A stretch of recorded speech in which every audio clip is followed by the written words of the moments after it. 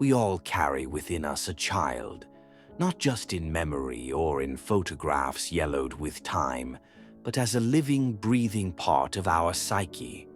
This child feels everything with intensity you've long forgotten. This child remembers what you've tried to forget. This child is you. Welcome to A Voice in the Darkness. I'm grateful you're here with me tonight as we explore the shadows together. Carl Jung once wrote, "In every adult there lurks a child. An eternal child, something that is always becoming, is never completed, and calls for unceasing care, attention, and education." The words sound simple, but their depth reaches into the core of human suffering and healing. Have you ever wondered why certain situations trigger emotions that feel disproportionate? Why a simple comment can send you spiraling into rage or despair? Why you sometimes react not as the adult you are, but as the child you once were?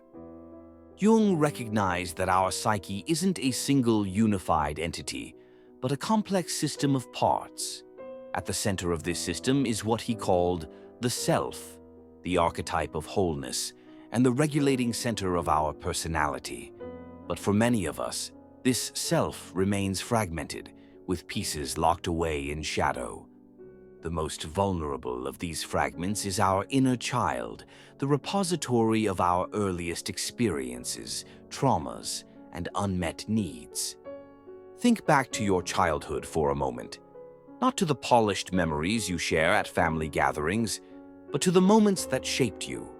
The times you felt misunderstood, the times you were told to grow up or stop being so sensitive, the times you learned it wasn't safe to be authentically you. In those moments, parts of you retreated inward. They didn't disappear, they went underground, creating what Jung called the shadow. And from those shadows, they continue to influence your life in ways you may not recognize.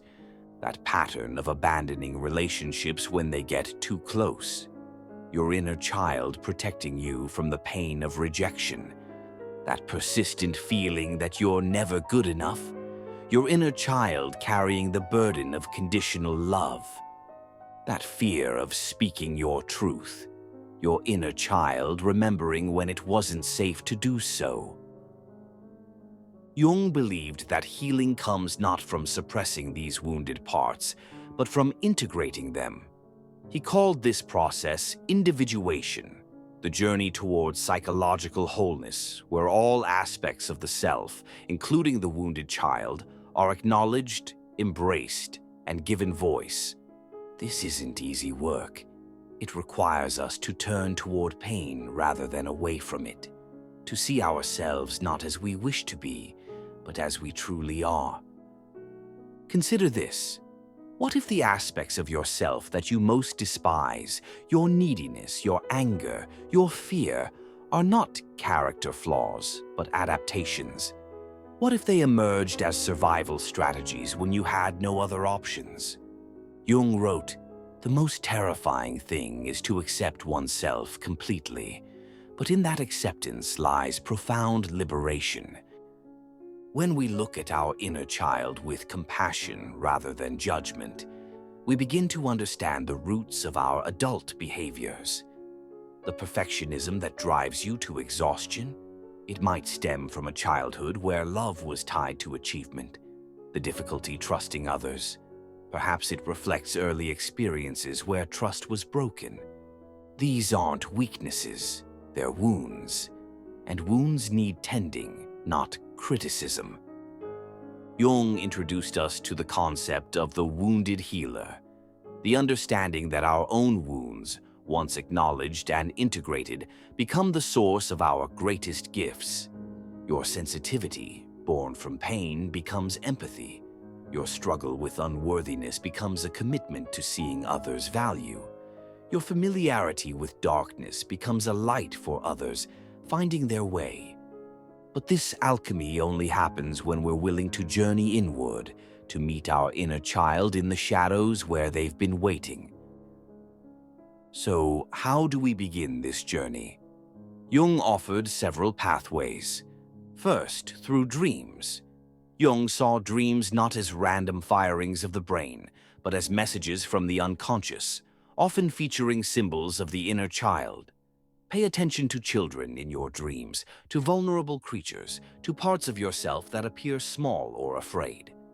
Second, through active imagination, a meditative practice where you dialogue with different aspects of your psyche. Imagine your inner child sitting across from you. What do they look like? What do they need to tell you? What have they been carrying alone? Third, through creative expression, art, writing, movement that allows the inner child to speak in their native language of imagery and feeling rather than logic and reason. As you undertake this work, remember that the goal isn't to fix the inner child or to eliminate painful emotions. It's to create a new relationship with these parts of yourself, one characterized by curiosity rather than fear, compassion rather than judgment. Jung understood that healing is cyclical, not linear. There will be days when you feel connected to all parts of yourself, and days when old patterns resurface. There will be moments of profound integration, and moments when you feel hopelessly fragmented. This is not failure. This is being human. Perhaps the most powerful insight Jung offered is that wholeness doesn't mean perfection. It means embracing all that you are, the light and the shadow, the adult and the child, the wounded and the healed. He wrote, "I am not what happened to me. I am what I choose to become." Yet this becoming isn't about leaving parts of yourself behind. It's about carrying them forward with greater awareness and compassion. Tonight, as you sit in the darkness with these words, I invite you to consider what your inner child needs from you.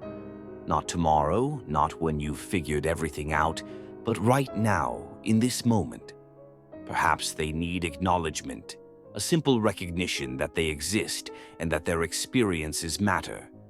Perhaps they need validation, confirmation that their pain was real and that they weren't wrong to feel it.